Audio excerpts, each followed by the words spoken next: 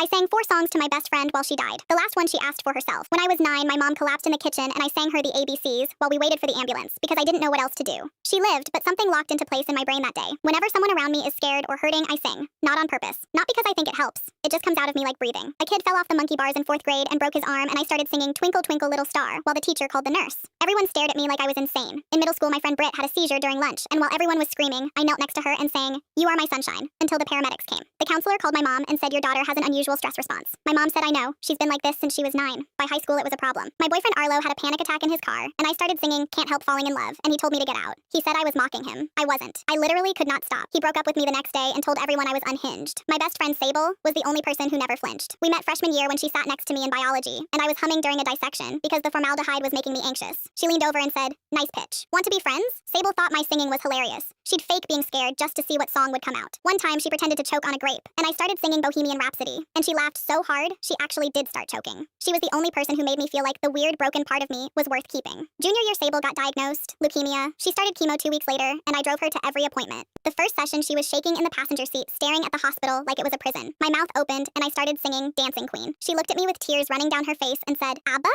Really? That's what my brain picks right now?" But she was laughing. During her second round, she lost her hair. She called me crying at 2 a.m. I came over and sat on her bathroom floor, surrounded by her hair, and sang Bald-Headed Woman by the Kinks, and she threw a hair